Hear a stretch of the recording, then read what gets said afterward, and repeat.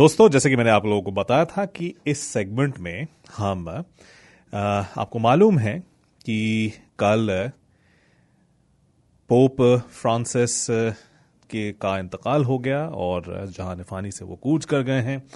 और उसके बाद अब जो कैमरलैंगो है वो चलाएंगे जो भी वेटिकन सिटी के अफेयर्स हैं, जो पेपल ऑफिस में जब तक कोई नया काबिज ना हो जाए तब तक कैमरलैंगो ही चलाएंगे। लेकिन इस चीज को लेकर के बड़ी दिलचस्पी है, जो ईसाई नहीं भी हैं दुनिया भर के लोगों में इस बात को लेकर के बहुत क्यूरियोसिटी है कि अगले पोप कौन होंगे, कैसे उनका चुनाव होगा। जो है एक मूवी आई है हाल में, पिछले साल की मूवी है कॉन्क्लेव करके, जिसमें मतलब बहुत कुछ दिखाया गया है, दिलचस्प है। लेकिन क्या वैसे ही होता है प्रोसेस? और एंजल्स एंड डीमंस, अगर आप लोगों ने वो मूवी भी देखी है जो कुछ साल पहले आई थी, जिसमें ये पूरा दिखाया जाता है, तो इन मूवीज की वजह से भी वेटिकन सिटी और वेटिकन को लेकर के जो है बहुत सारी क्यूरियोसिटी लोगों में पैदा होती है। और वही दूर करने के लिए हमने दरअसल दरखास्त की थी डॉक्टर जॉश टिमरमैन से, जो कि यूबीसी में हैं। आप लेक्चरार हैं वहां पर और आप हिस्टोरियन हैं लेट एंटिक्विटी और अर्ली मिडीवल यूरोप के, और इस चीज पर अच्छी खासी महारत आपको हासिल है। हम उनसे ये गुफ्तगू करेंगे और ये अंग्रेजी में होगा। उसके बाद मैं आप लोगों के लिए कोशिश करूंगा कि तर्जुमा कर दूं, लेकिन इनको खुशामदीद कहते हैं। We have been joined by Dr. Josh Timmerman, who is a sessional lecturer at the University of British Columbia, and he is a historian of late antiquity and early medieval Europe. Now that the Pope has passed, and we are waiting for the next Pope, what is it that the Vatican City is going to do? Who's going to run the affairs of Vatican City? How is the papal office going to be run? What's going to happen? What is the whole papal conclave, or the conclave of the cardinals, which decides the next Pope? What is the history? What are the traditions? To talk more about this, we have with us Dr. Josh Timmerman, who has just joined us, my special guest. Let's just welcome him. Good afternoon, Dr. Timmerman. Thank you so much for joining us. Thank you. Thank you for having me on the show, Mammy. So, a lot of us who have watched these movies and Angels and Demons and more recently Conclave, we are very intrigued by what happens at the Vatican the moment a pope passes and there is an election to find the new incumbent. Mm-hmm. Is that really true, what they show in the movies? Does that really happen like that? Well, if I could speak for the movie Conclave from last year, that, I mean, it seems to be quite realistic. It's based on a novel, but it seems to, there have been criticisms of particular details and, of course, of the direction the plot goes, but in terms of its representation of the process following the death of the Pope, and then you have a period known as the Novum Dialis, the days of mourning, 9 days of mourning that follow the death of the Pope, followed by the conclave itself, in which all cardinals under the age of 80, those who have not turned 80 yet on the day the Pope died. So even if a Pope were to turn 80 today, he would still be eligible to participate as a cardinal in the conclave. It seems to get those kind of details right, and by and large gives us this kind of fascinating inside political view of what goes on in this ostensibly ancient process. At the same time, it's worth noting, I feel as a medieval historian that I should remind us of this, that so much of this process, it is indeed very, very old, certainly over a millennium old, but most of these procedures that we associate with the election of a new pope are products of high to later medieval sort of political innovations and the result of political circumstances in the 11th to 13th centuries. These don't go back to St. Peter, who Catholics claim as the first pope, the rock on which the church would be built, according to the biblical account of Christ naming Peter as his successor on earth. But in fact, it was in 1059 that the Pope Nicholas II issued a papal bull, a decree called In Nomine Domini, which first established the College of Cardinals, essentially in the form that we know it, as being the sole electors of the next pope. Mm-hmm. And this was because for many centuries, through late antiquity and the early Middle Ages, this was a very politically compromised process in which emperors, after the Roman Empire became Christian, later Carolingian emperors, later still Holy Roman emperors and kings of France, were exerting pressure as well as internal pressures within Rome among certain groups of the Roman aristocracy and nobility who each had their own kind of horse in the race, as it were. So this first decree in 1059 under Nicholas II was meant to create what had never been there, which was a coherent idea of who qualifies to be the electors, and it was these members of the College of Cardinals, as it were. But then the next big step forward was in 1274, when a Pope Gregory X issued a bull called Ubi Periculum, which means where danger or where there is danger. In which he established at the end of the Second Council of Lyon, he established the papal conclave format that we now know, which is the idea of these cardinals being sequestered throughout the duration of this time, so that seemingly, in theory, they're not going to be influenced by external elements, by political pressure, by threats even potentially. So it's really from 1274 that we have really all the core elements of this process. And again, these innovations were the result of medieval political circumstances. And then, of course, in the century since 1274, there's been more tweaking. For example, in the 20th century, the requirement that only popes that haven't yet turned 80 can participate. There's been controversy over the years about whether cardinals can vote for themselves or not. But essentially, the key part of the formula of how this sequestered papal conclave works go back to 1274. Before the 13th century, I mean, you have given us a whole history of how this tradition emerged. But before that, before the 13th century, how was this power vacuum handled? So was sede vacante always an idea that the papal transition has to be done like this, or No, not at all. I mean, so historians of the papacy usually talk about before and after 1059. That with 1274, you get this idea of the conclave being sequestered. But at least in 1059, you have the idea that the College of Cardinals are the sole legitimate electors of the Pope, which didn't stop kings of France or Holy Roman emperors from still trying to influence that process, of course, which is what later led to the innovation of the sequestering. But before 1059, there are many different ways that popes were chosen, and some that are just essentially mysterious to us, where we have no real details. For example, early accounts claim that Peter, who was martyred in Rome in either the year 64 or 67, named his next three successors, Linus, Anacletus, and Clement, that he named those men to be the next three that would serve as Bishop of Rome, which is what a pope is. The pope is the Bishop of Rome. In other cases, popes named their direct successor. At other times, Roman or later Byzantine emperors named their successor, either literally so or de facto, nominating someone that had their stamp of approval. So there was real factional fighting. A key moment is in medieval Italy, where you had factions known as the Guelphs, who supported the Pope, and faction known as the Ghibellines, who supported the Holy Roman Emperor's claim to earthly superiority. And this led to literal violence between northern and central Italian city-states who were loyal either ultimately to the Pope or ultimately to the Emperor.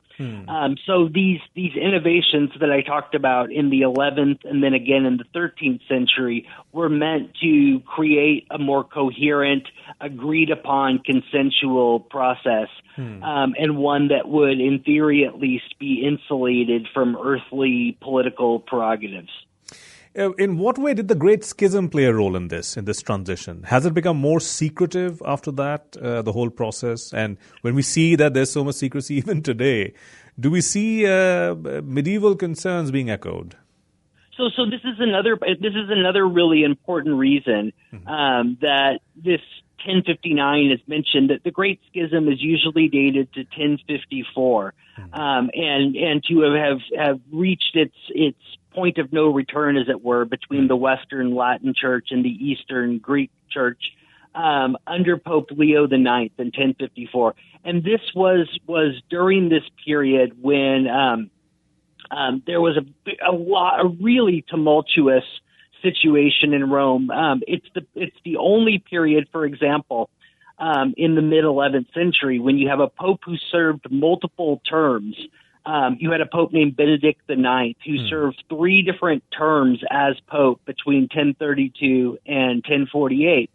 And the Great Schism coincided with this period of tumultuousness, and in part derived from popes during this period, and particularly Leo IX, claiming absolute authority over doctrinal and theological matters vis-a-vis their counterparts in Constantinople and the Byzantine Church.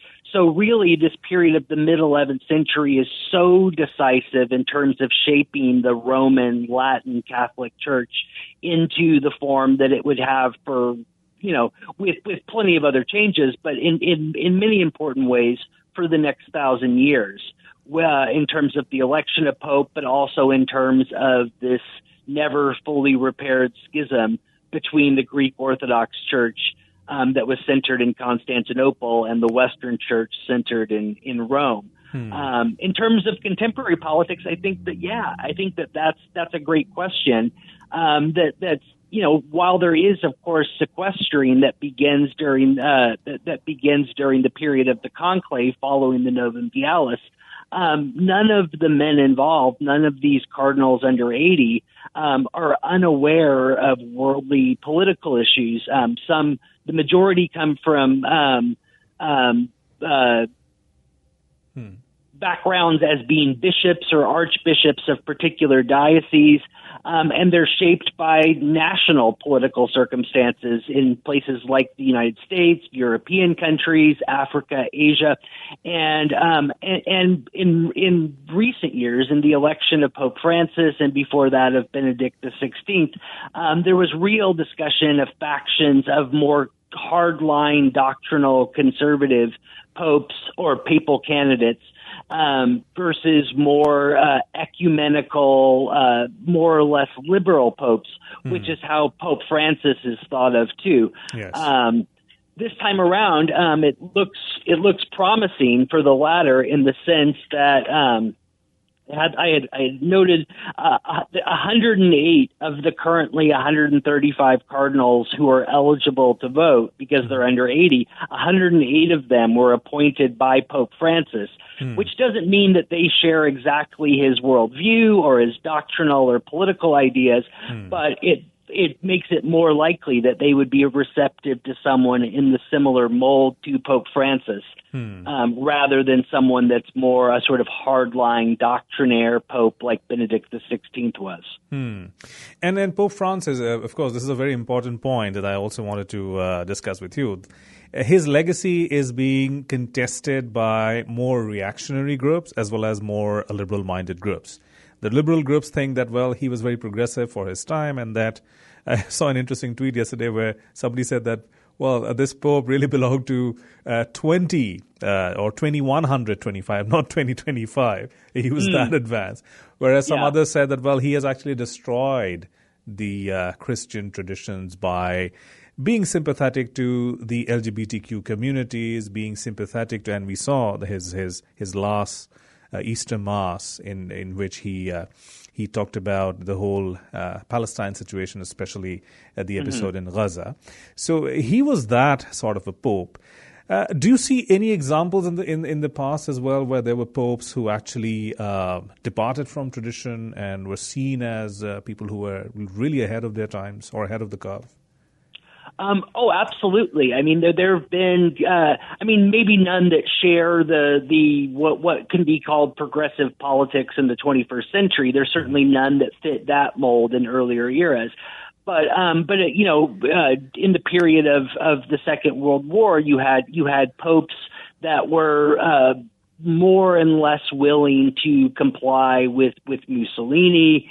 Others that were much more interested in trying to maximally protect Jews in Italy and elsewhere, and in the Middle Ages. Of course, the political spectrum in medieval politics doesn't map on neatly to our left-right spectrum, but you had some who were willing to concede a great deal of temporal, earthly authority to figures like the King of France or the Holy Roman Emperor, and you had others that were much more assertive in claiming absolute authority over all Christian souls on earth. This was one of the circumstances in the 14th century that led to the period of the Avignon papacy, where you had this intense sort of acrimonious situation between the King of France, in the first place Philip IV, and a pope named Boniface VIII, who had asserted in a papal bull in 1302 called Unum Sanctum that the papal supremacy over, quote, every human creature. Right, you do see these much more sort of hardline, aggressive popes, whereas popes that are more amenable to adapting to political circumstances as they are, that recognize a world that's changing around them and are willing to adapt church doctrine, especially sort of non-official positions, but sort of more de facto leniency with changing times. That's something that we can see. But you're right that Pope Francis, by the standards of this millennia-old institution of the papacy, was remarkably progressive in some ways, in terms of, like here in Canada, his apology for the abuses of Catholic clergy in the residential schools is a great example of that. Him sort of reluctantly half opening the door more to LGBTQ people to participate in certain aspects of Catholic church life. It's possible that we'll see a successor who will go further, who will take further steps in that direction. It's also possible that for example, I've heard discussions of the current Archbishop of Budapest, who aligns very closely politically with Viktor Orban in Hungary, that he's been considered as one of the possibilities, and perhaps the person, the cardinal, that the more conservative cardinal vote for, to try to throw their votes behind this person. So, what happens across these rounds of voting in the Sistine Chapel is very mysterious. As I recall, Pope Francis wasn't by any means an odds-on favorite. This Argentinian cardinal, when there'd never been a pope who was born in the Americas, was not considered a favorite for this. But of course, he emerged as Pope. There's discussion this time that one of the favorites is from the Philippines, a former Archbishop of Manila, and that he very much sort of shares the general worldview and sensibility of Francis.